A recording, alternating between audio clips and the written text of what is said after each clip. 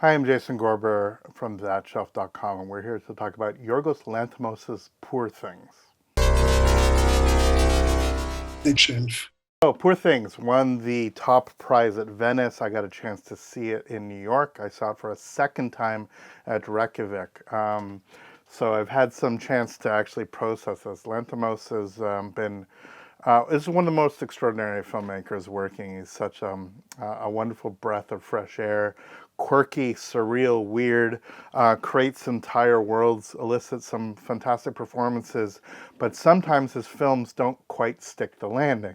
The Lobster, I remember watching The Lobster and my mouth was just agape. It was just everything I loved about a movie, and about an hour in, there's a motivating incident that it couldn't recover from. The film didn't know where to go from there, and it just for lack of a better word, defecated the bed. Just sort of for me collided downhill from there.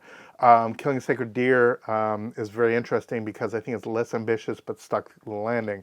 So I was very pleased with it. The Favorite I adore. I just absolutely love everything about this film. And I really, really like Poor Things. I think the first time I saw it, I thought it was a little bit long. Like all these films, 20 minutes too long. But the second time, when you see where it's gone and you get to embrace the sort of central special effect of the entire film, which is Emma Stone's performance, it's really wild. You're seeing a subtlety in her boldness, if that makes any sense. You see the attenuation of that. I have no idea how challenging it was about how shooting it in and out of sequence. I understand this is the job of an actor to know where they are at, but it's an incredibly elegant rise that takes place in this film. That there's never a misstep. It's not like one moment it's too big and the next moment it dials down. It's exquisitely maintained throughout of this sort of, in a beautiful linear way, in an incredibly non-linear film. It's fantastic. A bunch of other people in it. Willem Dafoe, we'll get to him in a sec. Rami Youssef is very empathetic. Christopher Abbott and Gerard Carmichael, a number of other people in it as well. But really, I'm forgetting, of course, Mark Ruffalo, who shows up and is most goofy.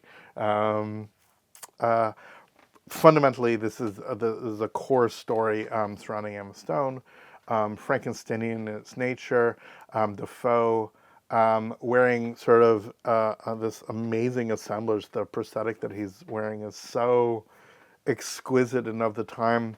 It reminds of Fellini. It reminds of Terry Gilliam. It's interesting. The first time I saw it was just a few days after I just rewatched, first time in forever, Baron Munchausen. And there's that sort of sense of dark whimsy there at play at this. I think Lanthimos very much is keeping up that sort of tradition of the very theatrical but the very cinematic simultaneously, using sets and production design in ways that are extremely inviting, notably artificial, and yet feel very real to the world.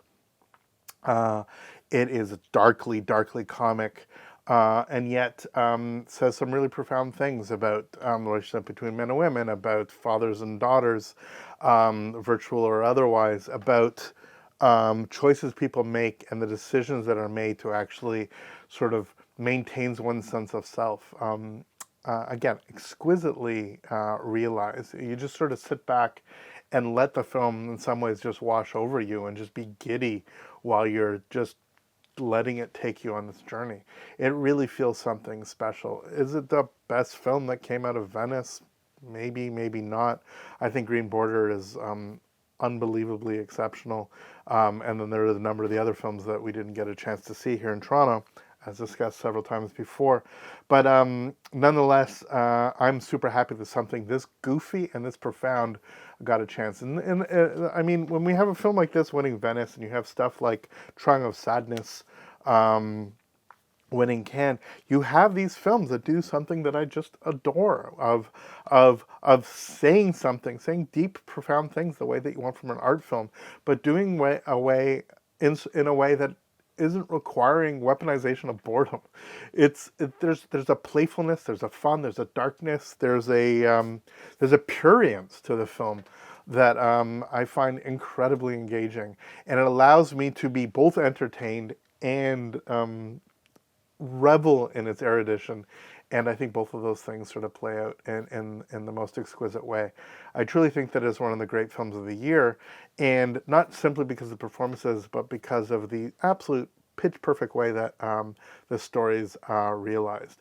The switch between black and white and color, the goofiness of the camera lenses, the way that we saw them favorite, just sort of brought up to 10. I get it. There are a bunch of people that are going to find it completely obnoxious and silly, and yet I'll trade a million 14-angle fisheye lenses for just dreary shots of a bunch of people at a table just arguing like we've seen in a million other films. It reminds of everybody, again, from surreal German expressionist films to Kubrick to Lanthimos, to his own form of storytelling that we've seen before, that we're getting this sort of, it's not magic realism, it's a heightened reality, a heightened past with elements where giant sort of funiculars are going, or cable cars are going back and forth, sort of a weird, surreal, almost steampunky way of engaging in this sort of Mary Shelleyan tale, a Promethean tale, as it were. So yeah, Poor Things, absolutely one of the great films of the year, and something you absolutely should check out. I fully expect Emma Stone to get plenty of awards attention, but do not forget all the other ones in this film. Again, Mark Ruffalo, who I haven't loved in a long time. I mean, he keeps doing stuff like behind, not behind the lens, but like in real life, I'm not a super fan of some of the things that he's up to, but he's been in some films I absolutely adore, and this is another one where he's so goofy and over the top that you just embrace it. It's as simple as that. Defoe, the fact that he shows up in this and he shows up in Wes Anderson films, and in both of them gives them so much life and so much exquisite attention. He's just one of the truly exceptional actors, and it seems insane for us to, in some ways, think that somehow Willem Dafoe is underloved or underappreciated, but he just kills it. He just shows up and hits a home run wherever he can. It's so great, and the fact that there are a number of comedians, or at least those that are engaged in either stand-up or other ways storytelling, in this, but doing so in a way which is quite serious, again, echoing the likes of somebody like Gilliam, that use many people, especially Robin Williams, to provide that sort of dark edge that many comedians have. It's really, really quite extraordinary. Poor Things by Yorgos Lanthimos played Reykjavik, and it played New York, and it's coming to a theater near you soon. Thanks so much for watching. Please let us know in the comments about whether you got a chance to see it, or whether you're looking forward to seeing it. Subscribe, follow us on social media, go to our website, thatshelf.com. We will see you next video. All the best. Take care.